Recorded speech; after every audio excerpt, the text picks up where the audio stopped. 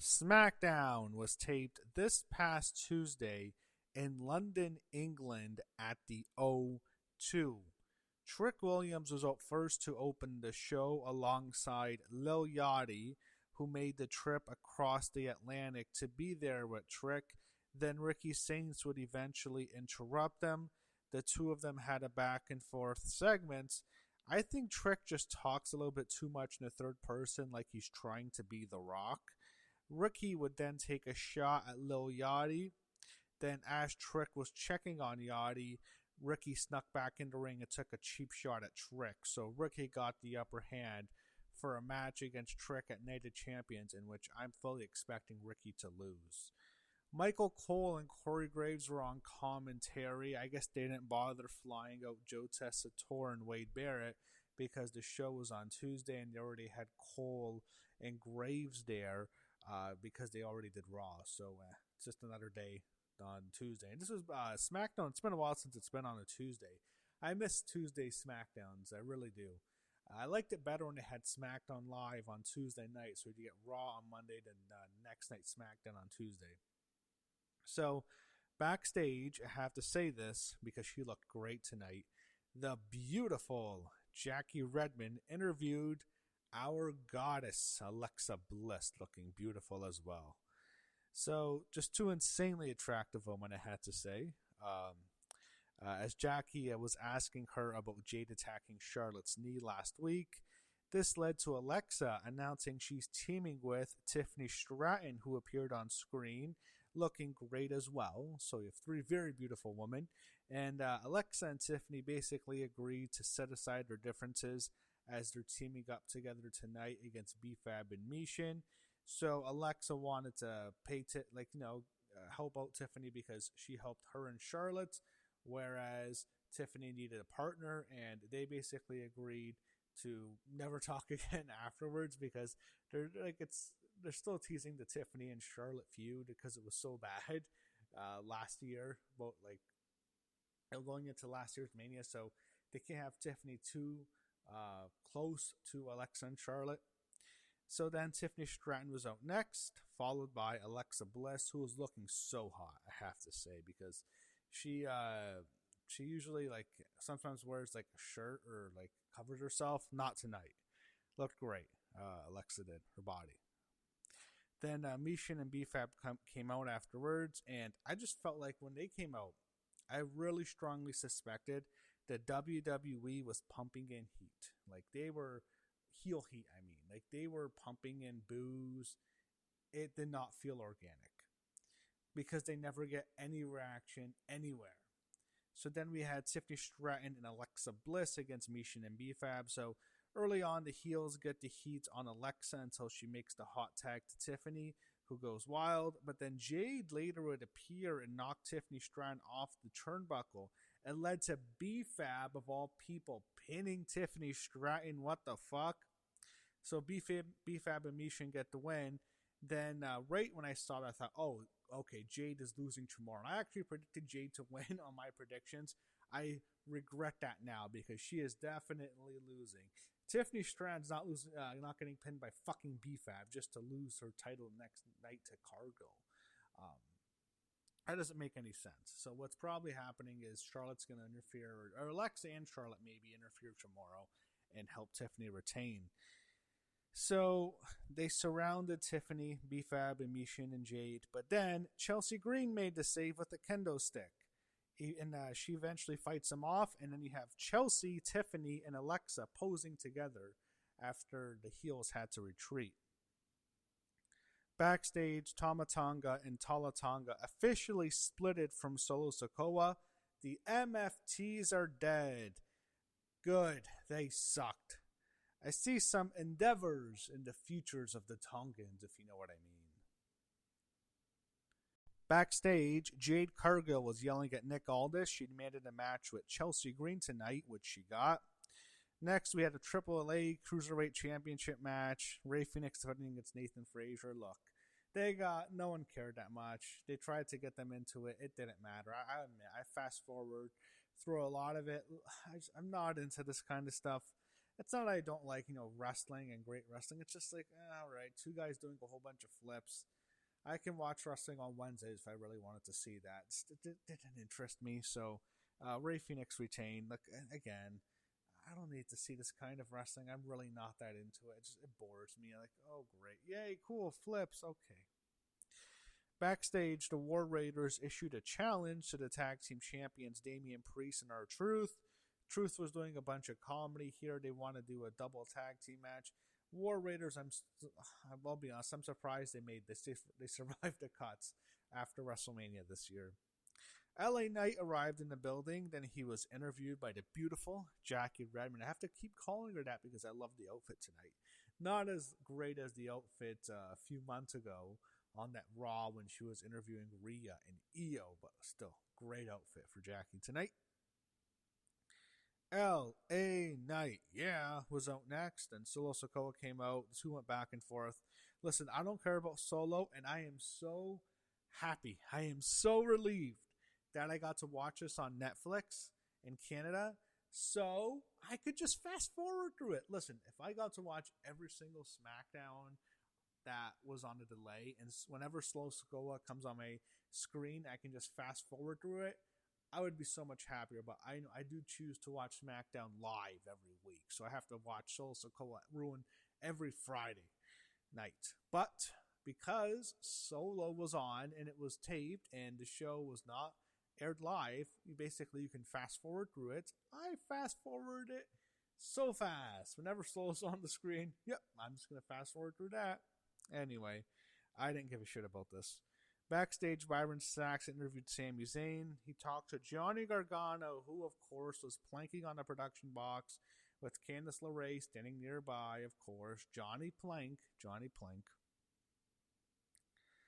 Paige was out next. She got a nice pop. Then Brie was with her. Of course, Paige being the hometown girl, being born in Norwich, England, not far from London, being English. The fans were really behind Paige. They really liked her. And then JC Jane and Total Influence came out. They made their entrance. Look, I'll be honest, I'm really into Fallon Henley. Just because the way she looks. There's something about her. I like her. But, I don't know if they're going to do much with them because it seems like JC had more planned for her, but maybe she still does. I don't know. It just seemed like there was more hype for them when they came out on SmackDown after WrestleMania. So we get Paige and JC Jane. So Brie tried to stop Fallon and Lainey Reed from interfering. It eventually led to Paige rolling up JC and getting the win. So Paige getting the win in her hometown, then her home country. Then Danhausen with The Miz and Kit Wilson, they were backstage. Matt Cardona walked in. Los Garza barged in afterwards. Cardona, I'm thinking to myself, if he's going to be doing comedy, just fucking be Zack Ryder. You're way more entertaining and way more funny as Zack Ryder than Matt Cardona. Why can't he just be Zack Ryder then? If he's just going to do comedy, just be him, and he's entertaining. Finn Balor talked to the Tongans who were leaving. Look, to me, it looked like they were quitting, but it looks like Finn is trying to get them to go with him and Shinsuke Nakamura. So Finn, Shinsuke, Tama Tonga, Tonga Loa, what are they going to be? Like a new faction? The new Bullet Club. Yeah, I guess they can be the new Bullet Club. But I don't think Nakamura was ever in the Bullet Club. But I guess Tonga, I guess the Tongans with Finn and the new Bullet Club. It'll be jobbers. Or maybe they're going to be in the House of Torture with Evil. Maybe we're going to see that. That'd be pretty cool. Maybe that's a big reveal on Great American Bash. That'd be awesome. That's not going to happen. So Danhausen was out next with The Miz and Kit Wilson, who were both in a trance. It was entertaining before Los Garza interrupted them. They attacked Miz and Kit during the match, to set up the match, and then Cardona came out on the side of Danhausen. Look, as I said, he needs to be Zack Ryder. We want Ryder. Going back to 2011 chants at Madison Square Garden, fans kept chanting, "We want Ryder" during that Survivor Series. I don't know if anyone remembers that, but I do. I miss Zack Ryder. Matt Cardona, if he's not going to get the serious giant push I thought he was probably going to get, just be Zack Ryder. He's more funny. So Nick Aldis made a tag team match play, and we get Danhausen and Matt Cardona against Los Garza. Miz and Kit Wilson inadvertently helped Danhausen and Cardona win the match. What happened was Danhausen used actually a Scorpion Death Drop to pin, I believe it was Berto. Angel, I think, was taken out with a Rough Rider on the other side, and Berto got hit with the Scorpion. But Berto also had Pyro that went off in his face on the turnbuckle. So this is fine for Danhausen. It's entertaining. It's one comedy segment. I know it's going to be a big deal when he goes to Madison Square Garden on the next Saturday night's main event. He is going to be so fucking over. It's going to be crazy. Byron Saxon interviews Gunther backstage before the triple threat. I wish we could some more Jackie instead of Byron. Chelsea Green headed to the ring. There was a break, and then once we got back, we got a Queen of the Ring video package. Then to set up Liv Morgan and Io Sky tomorrow. Then Chelsea Green came out next. Alicia Taylor says her name like Samantha Irvin used to. Chelsea Green. I still miss Samantha, by the way. Not that I don't like Alicia, I do miss Samantha. She was so great. Then Jade Cargill came out, and we get Jade Cargill and Chelsea Green. Jade smashed the chick. She kicked her ass. She hit a Jaded, won the match 1, 2, 3. Then she continued to beat up Chelsea before Tiffany Stratton and Alexa Bliss came out to Tiffany's music. They ran out, made the save, but then B-Fab and Mishin ran out. They attacked Alexa and Tiffany, and eventually Jade hits the Jaded to Tiffany. So Jade stands tall. Look, everything they did on the show makes me think Tiffany Stratton is winning, and I really wish I knew about this show, and I read more about this before I made my predictions because I didn't read the spoilers yet, because there's no way I would have predicted Jade to win. I think Tiffany is definitely winning this match on Night of Champions tomorrow. Byron Saxton interviewed Solo Sikoa. He's going to join the Bloodline. I don't care. Royce Keys walked in, so asked for him for help. No avail. I don't care. They previewed Night of Champions, and then we got Jackie, love seeing her, interviewing Trick Williams and Lil Yachty backstage. And Lil Yachty, I think he's so unnecessary. Like, there's no need for him. Julia was out next. No pop, unfortunately. I bet she wishes she could just wrestle all her matches in Italy. That's the only crowd that really reacted to her. Just change her theme music, too. It's not good.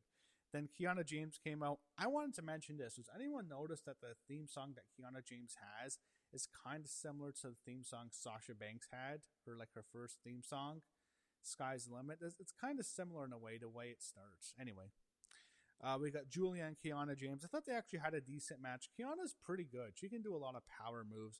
Julia's great, but it's hard for her to get over with the fans because her style is just so stiff, and WWE doesn't want her to do that stuff. But the fans weren't that into it. Eventually, Julia gets the win. She won with the Northern Lights Bomb.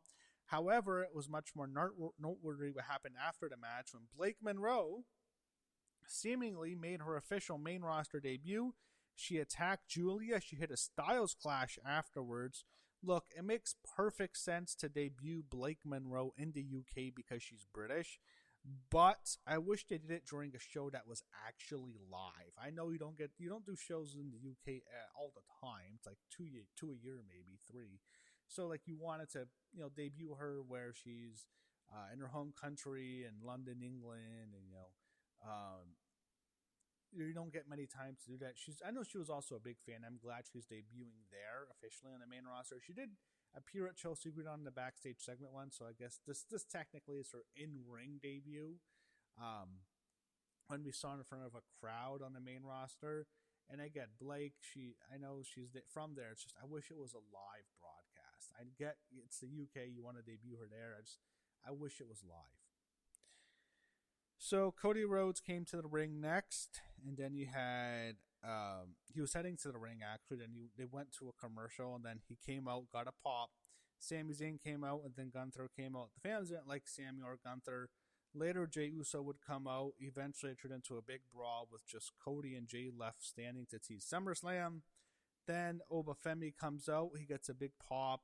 Jey super kicks Cody. It's happening, guys. Then Gunther attacked Jey. Cody attacked. Then I think Sami attacked Gunther. Cody attacked Sami. And then Oba confronted Cody. Look, they're trying to keep. They want your mind going in a whole bunch of different directions. They want you to keep guessing for what's going to happen at Night of Champions tomorrow. We will see. And I didn't like the show tonight. I just thought, but it's a tape show. What else was I expecting? There was just too many backstage segments and too many involving Byron Sachs and not enough Jackie Redman. Also, not enough Alexa Bliss. I liked her tonight. Not enough Blake Monroe either. I mean, like, if she's going to debut, could she at least get a promo? Anyway, I thought the show was what it was. Look, a tape show before a PLE, you're not going to expect too much. So the biggest thing was Blake Monroe's debut. Everything else is just trying to set up Night of Champions. And after that show on Saturday, we're going to eventually we're going to begin the road to SummerSlam, which is the second biggest show of the year. So that's going to be more interesting, I think. But the most noteworthy thing, also, not just Blake Monroe debuting, is this was actually the final 3-hour SmackDown of the year. So I guess the first half of the year is 3 hours. Second half is just going to be 2 hours. I am relieved because SmackDown is a terrible show. It's easily the worst show that WWE produces of the three. It's by far the worst, and it's the longest to make matters worse. Mercifully, it's over. I'm like Jim Ross at the end of that Hell in a Cell match with The Undertaker and Mankind. Please let in. Thank God it's over. Mercifully, it's over. Mercifully, SmackDown is no longer a 3-hour show. It returns to 2 hours. The 3 hours are over for now.